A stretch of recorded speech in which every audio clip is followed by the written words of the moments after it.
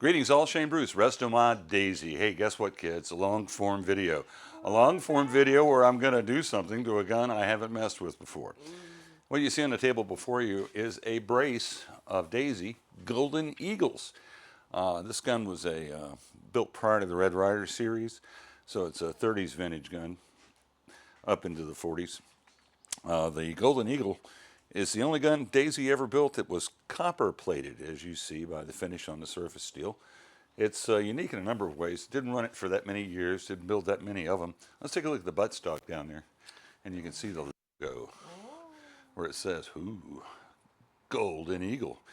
Now, that is the only marking on the gun. So, if you wind up with a Golden Eagle, like the gun below, the first gun on the table, that does not have a scope, if that label's gone, you won't know it's a Golden Eagle unless it's copper and has a black stock. As you'll notice, there is no roll stamp on the top of the receiver. You know why they did it that way? Why? Because, in their infinite wisdom, they put the roll stamp on the detachable scope.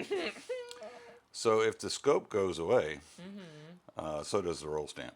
Oh, well, there we go. And the scope is a lot rarer than the gun. As one can imagine, small boys in the day and age of the gun oftentimes will take stuff apart and then not put it back together. The scope itself does function. It's not a scope, it's just a copper tube. It has one screw holding it here, and then it has a little foot that fits into this divot right there. So dismounting it is a pretty simple process. Let's see if we can get you a shot down the old scopage here. I know it's going to be tough. I'll let you set up on that. See that little bitty white hole? See that little bitty white hole there? Yeah, I got it. It's basically a long tube peep sight. There is no glass in this thing. But with the small diameter peep in the middle of the tube and the shrouded hooded front, it actually kind of looks like a scope. I mean, you wouldn't have to convince yourself too hard. So anyway, these are rare guns. They come from one of my regular customers.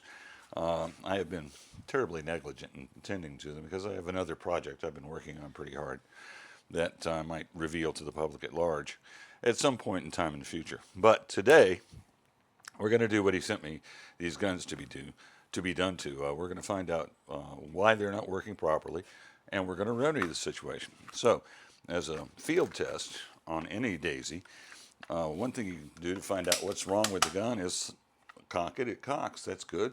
Trigger clicks, it arms. That's good. Ooh. Let's get a close-up of that noise. Listen to this. The noise is on your speaker, Dad, not my camera. Listen to this. That means the seals are shot. All right?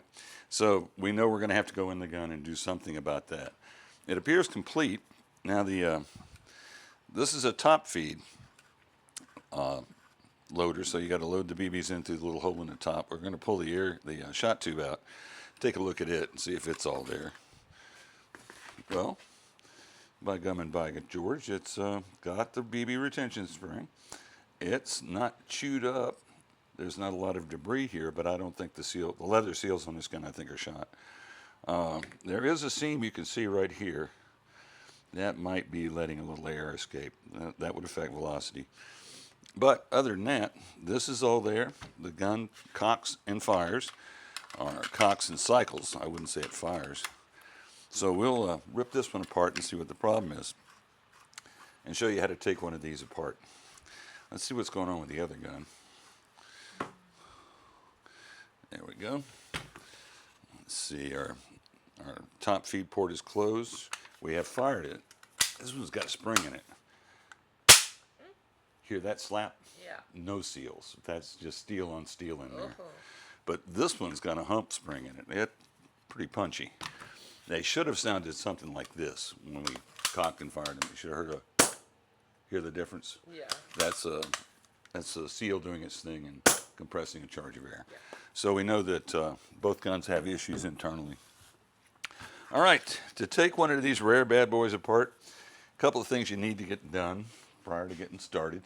You need to get a little bit of penetrating oil on these screws. These are flat head screws or standard screws, and they can be a booger bear because you want to get them off of there without disturbing the slot, and that's tough to do. So you need to use a properly fitting screwdriver.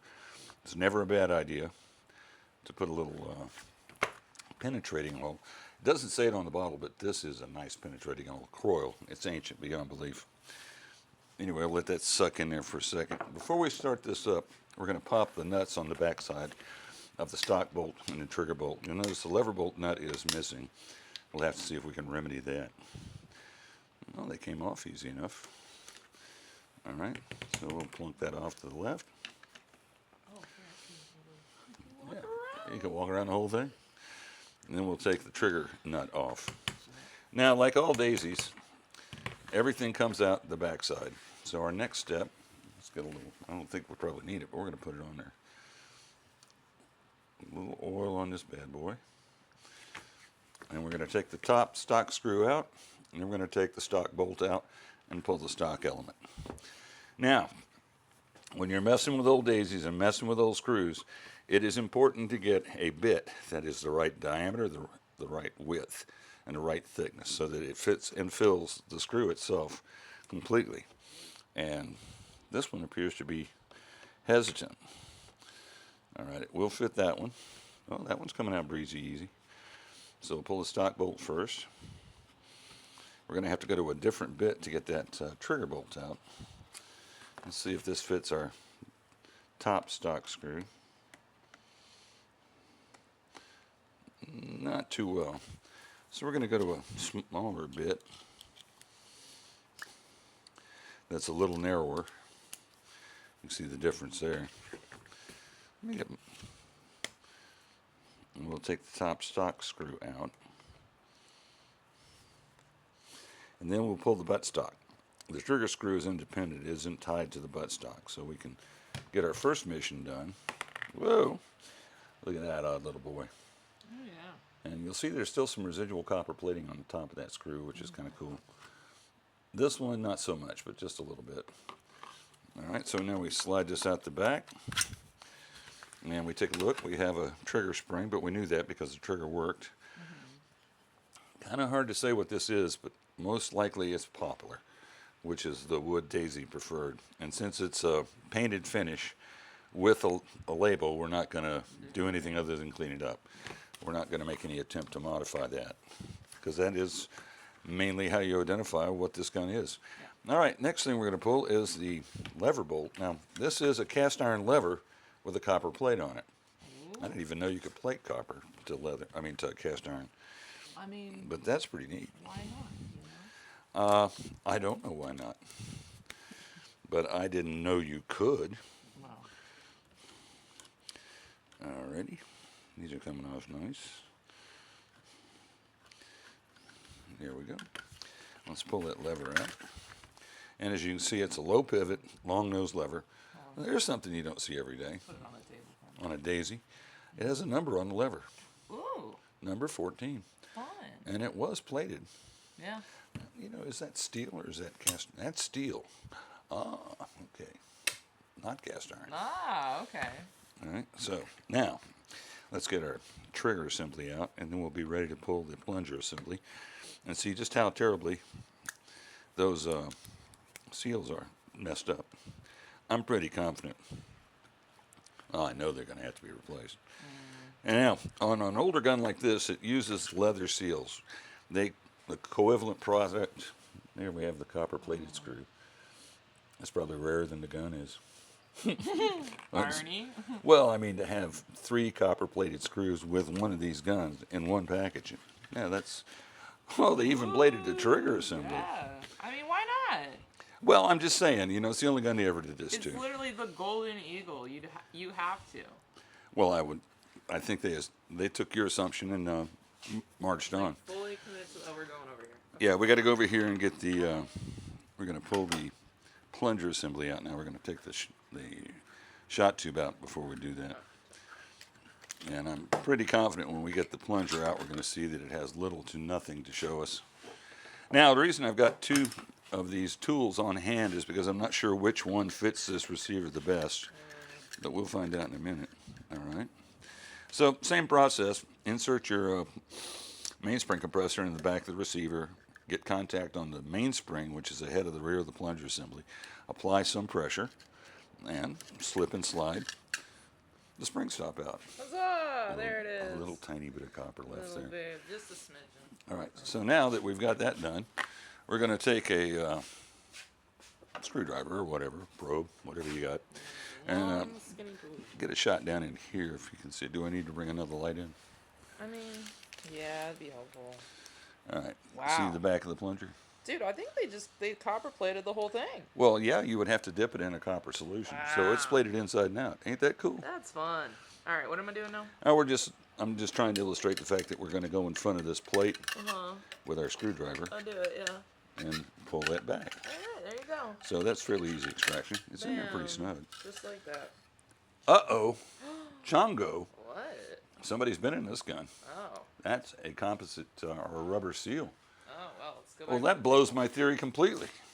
Well, Now it's time to take a look on the inside of the bore and see what we see. Oh, that's the issue. what? All right, see if you can get that shot down there. See that little metal donut? Yes? That should not be there. I mean, I have no idea what I'm supposed to be looking at, but yeah, we'll go with Okay, it's a metal donut. It should be a rubber donut. Oh. But let's go back to the head of this plunger assembly and see if maybe, just maybe, no, that's somebody put a new plunger in it, but for whatever reason decided they didn't need to put an abutment seal in it. That's why she's not making any power. Oh, so they just put one new part, not both of them. Yeah, all we'll do is slip a new compression, abutment seal on it And and then in theory it should work again. stick it back in the gun and see if it works. All right, let's go. Well, now I got to dig up parts. That could take hours. Well, do you want me to pause? Yeah, let's pause. Pausing.